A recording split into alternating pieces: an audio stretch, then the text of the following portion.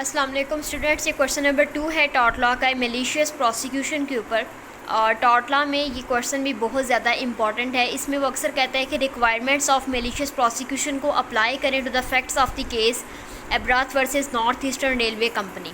इसमें जो leading case law है वो भी बहुत ज़्यादा इंपॉर्टेंट है और उसको फिर इसके साथ रिलेट करके आपने ये क्वेश्चन करना है, तो उसको स्टार्ट करते हैं। जब भी ये सवाल आएगा आपने फॉलोइंग 13 हेडिंग्स हैं अगेन आपने इनके साथ करना है, यानी कि प्रोलॉग का मतलब होता है डेफिनेशन या फिर इंट्रोडक्शन या फॉरवर्ड। ठीक है, इंट्रोडक्शन में आप सिंपली कह सकते हैं कि हर इंसान का राइट है कि वो अपनी फ्रीडम को एंजॉय करे, अपनी रेपुटेशन को एंजॉय करे, लेकिन जब उसकी इस फ्रीडम को इन्फ्रिंज किया जाता है, उसकी लिबर्टी को इन्फ्रिंज किया जाता है, उसकी रेपुटेशन को डैमेज किया जाता है, एक डिस्कम्फर्ट काज किया जाता है, उसको प्रोसिक्यूट किया जाता है मेलिशियसली विदाउट एनी प्रोबेबल कॉज, उसे हम कहेंगे मेलिशियस प्रोसिक्यूशन।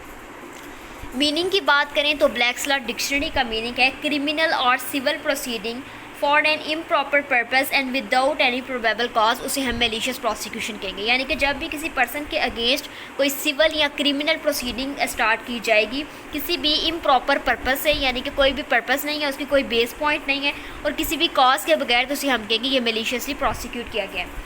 डेफिनेशन की बात करें तो विनफील्ड इसको डिफाइन करता है malicious institution of legal process against a person, यानी कि एविल इंटेंशन के साथ किसी की रेपुटेशन को हार्म काज करने के लिए, किसी को डैमेज काज करने के लिए अगर कोई भी किस्म की इंस्टीट्यूशन किया जाए या उसको प्रोसिक्यूट किया जाए मेलिशियस, उसे हम कहेंगे कि ये मेलिशियस प्रोसिक्यूशन है।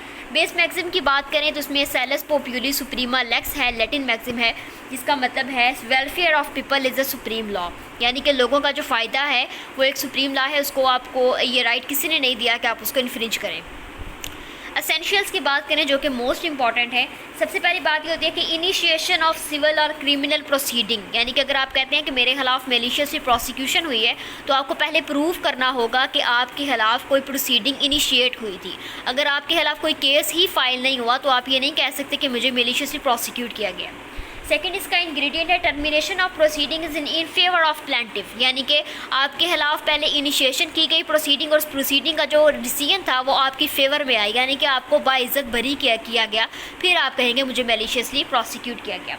नंबर थर्ड इसका एसेंशियल आता है विदाउट एनी प्रोबेबल कॉज, यानी कि कोई भी बेस पॉइंट नहीं था, कोई भी रीज़न नहीं था, विदाउट एनी कॉज आपको प्रोसिक्यूट किया गया।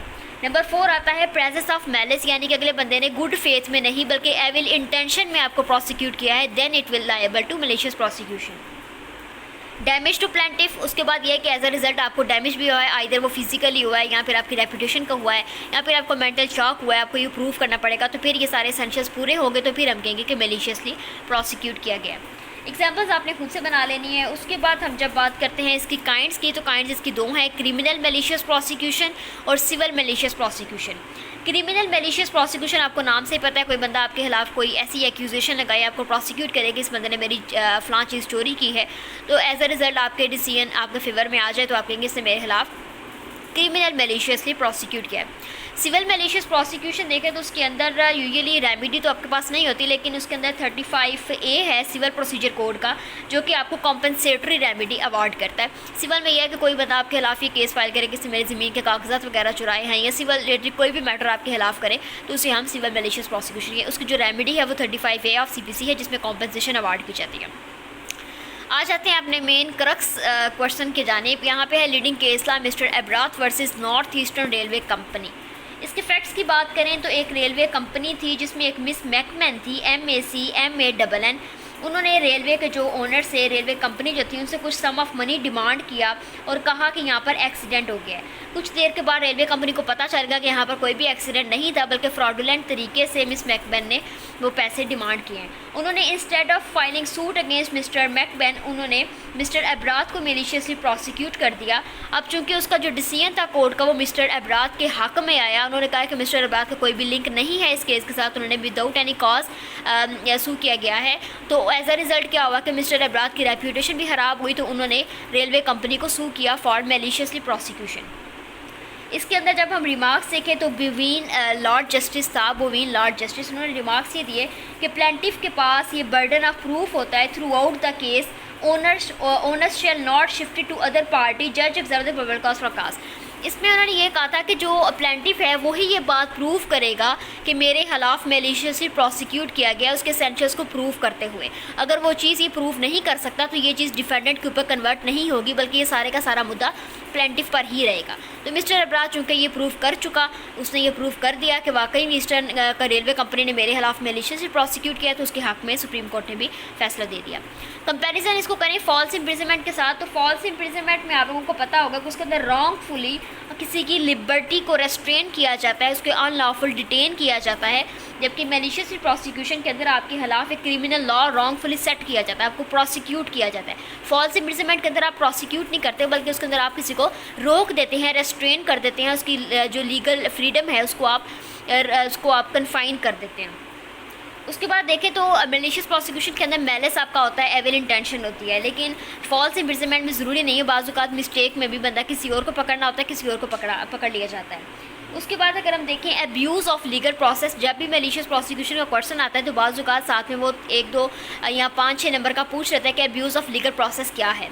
लीगल प्रोसेस आपने पहले समझना है कि लीगल प्रोसेस क्या है। किसी भी पर्सन को जब आपने उसके खिलाफ कोई सूट फाइल करना है तो आपको एक प्रोसेस दिया गया है, एक लीगल, एक लॉ ने एक प्रेस्क्राइब मैनर दिया है कि आप उसके खिलाफ पहले नोटिस वगैरह जारी करें, उसके बाद आप उसको समन भेजें, उसके बाद आप उसकी पार्टीज़ वहाँ पे आएँ, वो एविडेंस वगैरह लेकर आएँ, क्रॉस एग्जामिन हो, उसके बाद जाके डिसीजन होता है।